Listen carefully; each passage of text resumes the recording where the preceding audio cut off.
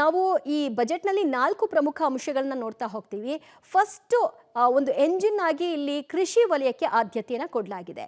ಅರ್ಥಾತ್ ಅನ್ನದಾತರನ್ನ ಕೈ ಹಿಡಿಯೋ ಮೂಲಕವಾಗಿ ಅನ್ನದಾತ ಸುಖೀ ಭವ, ಅವರು ನೆಮ್ಮದಿಯಾಗಿದ್ರೆ ಇಡೀ ದೇಶ ನೆಮ್ಮದಿಯಾಗಿರುತ್ತೆ, ಸುಖವಾಗಿರುತ್ತೆ ಅನ್ನೋ ಅರ್ಥದಲ್ಲಿ ರೈತರನ್ನ ಉತ್ತೇಜಿಸುವಂತಹ ಸಲುವಾಗಿ, ಅವರಿಗೆ ಬಹಳಷ್ಟು ಎನ್ಕರೇಜ್ ಕೊಡುವ ಸಲುವಾಗಿ ಒಂದಷ್ಟು ಯೋಜನೆಗಳನ್ನು ತಂದಿದ್ದಾರೆ. ಒಂದಷ್ಟು ಅವರಿಗೆ ಕೈಗೆ ಹಣ ತಲುಪುವ ರೀತಿಯಲ್ಲಿ ವ್ಯವಸ್ಥೆಯನ್ನು ಮಾಡಲಾಗಿದೆ. ಎಸ್ಪೆಷಲಿ ಕಿಸಾನ್ ಸಮ್ಮಾನ್, ಅದರಲ್ಲಿ ಈ ಹಿಂದೆ ಇದ್ದಂತಹ ಒಂದು ಸೌಕರ್ಯ ಏನಿತ್ತು ಅದರಲ್ಲಿ ಬದಲಾವಣೆ ಆಗತ್ತಾ ಇಲ್ವಾ ಈ ರೀತಿಯ ಪ್ರಶ್ನೆಗಳಿತ್ತು.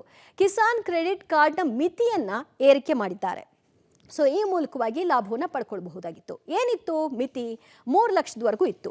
ಈಗ ಅದನ್ನು ಬದಲಾಗಿ 5 ಲಕ್ಷಕ್ಕೆ ಏರಿಕೆ ಮಾಡಿದ್ದಾರೆ.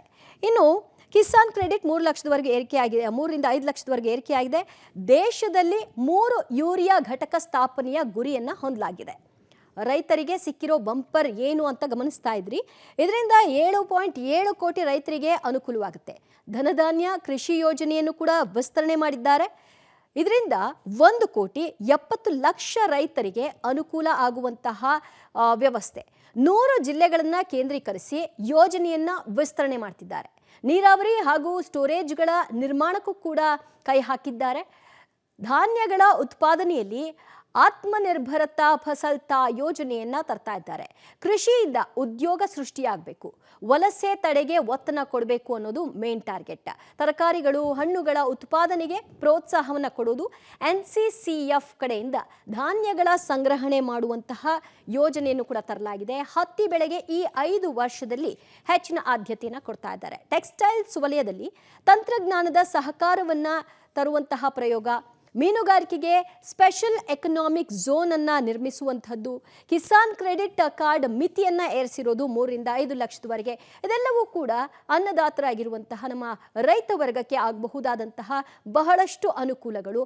ಈ ಮೂಲಕ ಅವ್ರನ್ನ ಆರ್ಥಿಕವಾಗಿ ಒಂದಷ್ಟು ಚೇತರಿಕೆ ಕಾಣಬೇಕು ಮತ್ತು ಇನ್ನಷ್ಟು ಉತ್ಪಾದನಾ ಶಕ್ತಿಯನ್ನ ವೃದ್ಧಿಸಬೇಕು ಅನ್ನುವಂತಹ ಗುರಿಯನ್ನ ಇಟ್ಕೊಂಡು ಇದನ್ನ ಮಾಡಲಾಗಿದೆ. ಇನ್ನೊಂದು ಕಡೆಯಲ್ಲಿ ಕರ್ನಾಟಕಕ್ಕೆ ಸಿಕ್ಕಿದ್ದೇನು? ಸಹಜವಾಗಿ ನಾವು ಸ್ವಾರ್ಥಿಗಳು. ಮೊದಲೇದಾಗಿ ನಮಗೇನು ಸಿಕ್ತು ಅಂತ ನೋಡ್ತೀವಿ, ಆಮೇಲೆ ನಮ್ಮ ರಾಜ್ಯಕ್ಕೆ ಏನು ಸಿಕ್ತು ಅಂತ ನೋಡ್ತೀವಿ, ಆಮೇಲೆ ದೇಶಕ್ಕೆ ಏನು ಆಯಿತು ಅನ್ನೋದ್ರ ಬಗ್ಗೆ ನೋಡ್ತೀವಿ. ಇದು ಪ್ರತಿಯೊಬ್ಬ ಮನುಷ್ಯನ ಸಹಜ ಗುಣ. ಹಾಗೆ ನಾವು ನೋಡೋಕೆ ಹೋದಾಗ ಕರ್ನಾಟಕಕ್ಕೆ ಏನು ಸಿಕ್ತು? ಈಗಾಗಲೇ ನಮ್ಮ ರಾಜ್ಯದ ಮುಖ್ಯಮಂತ್ರಿಗಳಾದಿಯಾಗಿ ಹಲವರು ಕರ್ನಾಟಕಕ್ಕೆ ಶೂನ್ಯ, ಏನೂ ಸಿಕ್ಕಿಲ್ಲ ಅಂತ ಹೇಳ್ತಿದ್ದಾರೆ. ಹಾಗಿದ್ರೆ ನಿಜಕ್ಕೂ ಬಜೆಟ್ನಲ್ಲಿ ಕರ್ನಾಟಕಕ್ಕೆ ಏನೂ ಕೊಟ್ಟಿಲ್ವಾ ಅನ್ನೋದನ್ನ ಗಮನಿಸೋಣ. ಗದಗ ವಾಡಿ 549 ಕೋಟಿ ಅದಕ್ಕಾಗಿ ವಿನಿಯೋಗ. ಅಂದರೆ ಇದೆಲ್ಲ ರೈಲ್ವೆ ಯೋಜನೆಗಾಗಿ, ಇದು ಹೊಸದಾಗಿ ತಂದಿರುವಂತಹ ಯೋಜನೆ ಅಲ್ಲ, ಹಳೆ ಯೋಜನೆಗಳೇನಿದೆ ಅದನ್ನು ಮುಂದುವರಿಸ್ಕೊಂಡು ಹೋಗ್ತಾ ಇರೋದು. ಅದಕ್ಕಾಗಿ ಗದಗ ವಾಡಿ ಮಾರ್ಗಕ್ಕೆ 549 ಕೋಟಿಯಷ್ಟು ಮೀಸಲಿಡ್ತಾರೆ. ತುಮಕೂರು ಚಿತ್ರದುರ್ಗ ಮಾರ್ಗ, ದಾವಣಗೆರೆ ಮಾರ್ಗಕ್ಕೆ 549 ಕೋಟಿ. ಅಂದರೆ ಕರ್ನಾಟಕಕ್ಕೆ ವಿಶೇಷ ಮತ್ತು ಹೊಸ ಯೋಜನೆಗಳನ್ನೇನು ಪ್ರಕಟ ಮಾಡಿಲ್ಲ ಅನ್ನೋದು ಒಂದು ಬೇಸರ ಇದೆಯಾ, ಆದರೂ ಕೂಡ ಹಳೆ ರೈಲ್ವೆ ಯೋಜನೆಗಳಿಗೆ ಒಂದಷ್ಟು ಅನುದಾನ ಸಿಗ್ತಾ ಇದೆ ಅನ್ನೋದನ್ನ ನಾವಿಲ್ಲಿ ಮರೆಯೋ ಹಾಗಿಲ್ಲ. ರಾಯದುರ್ಗ ಕಲ್ಯಾಣದುರ್ಗ ತುಮಕೂರು ಮಾರ್ಗವಾಗಿ 434 ಕೋಟಿ, ಬೆಂಗಳೂರು ವೈಟ್ ಫೀಲ್ಡ್ ಮಾರ್ಗವಾಗಿ 357 ಕೋಟಿಯಷ್ಟು ಅನುದಾನ ಇಟ್ಟಿದ್ದಾರೆ. ಪುಣೆ ಮೀರಜ್ ಲೋಂಡಾ 312 ಕೋಟಿಯಷ್ಟು ಅದಕ್ಕಾಗಿ ಮೀಸಲಿಡಲಾಗಿದೆ. ಬೈಪ್ಪನಹಳ್ಳಿ ಮತ್ತು ಹೊಸೂರು ಮಾರ್ಗಕ್ಕೆ 223 ಕೋಟಿ, ಮುನಿರಾಬಾದ್ ಮೆಹಬೂಬ್ ನಗರಕ್ಕೆ 214 ಕೋಟಿ, ಶಿವಮೊಗ್ಗ ಶಿಕಾರಿಪುರ ರಾಣೆಬೆನ್ನೂರು ಮಾರ್ಗಕ್ಕೆ 64 ಕೋಟಿಯಷ್ಟು ಖರ್ಚಾಗುತ್ತೆ. ಗುಲ್ಬರ್ಗ ಬೀದರ್ ಮಾರ್ಗಕ್ಕೆ 38 ಕೋಟಿಯಷ್ಟು ಖರ್ಚಾಗುತ್ತೆ ಈಗ ಚಾಲ್ತಿಯಲ್ಲಿರುವ ಈ ಯೋಜನೆಗಳ ಒಂದು ಕಾಮಗಾರಿಗೆ. ಹುಬ್ಬಳ್ಳಿ ಚಿಕ್ಕ ಜಾಜೂರು ಮಾರ್ಗಕ್ಕೆ ಒಂದಷ್ಟು ಖರ್ಚು.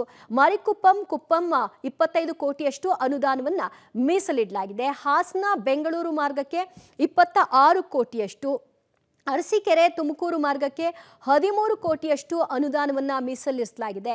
ರಾಮನಗರ ಮೈಸೂರು ವಿದ್ಯುದೀಕರಣಕ್ಕಾಗಿ 11 ಕೋಟಿಯಷ್ಟು ಮೊತ್ತವನ್ನು ಮೀಸಲಾಗಿಡ್ತಾ ಇದ್ದಾರೆ. ಕಂಕನಾಡಿ ಪಣಂಬೂರು ಮಾರ್ಗಕ್ಕೆ 9 ಕೋಟಿ, ಧಾರವಾಡ ಬೆಳಗಾವಿ ಮಾರ್ಗಕ್ಕೆ 8.54 ಕೋಟಿಯಷ್ಟು, ಹುಬ್ಬಳ್ಳಿ ಅಂಕೋಲಾ ಮಾರ್ಗಕ್ಕೆ 4.27 ಕೋಟಿಯಷ್ಟು, ಗದಗ ವಾಡಿ 549 ಈಗಾಗಲೇ ಹೇಳಿದ ಹಾಗೆ. ಸೊ ಇದಿಷ್ಟು ಕೂಡ ರೈಲ್ವೆ ಯೋಜನೆಗಳಿಗಾಗಿ ಅನುದಾನವನ್ನ ಮುಂದುವರಿಸಿಕೊಂಡು ಹೋಗ್ತಾ ಇರುವಂತಹ ವಿಚಾರ.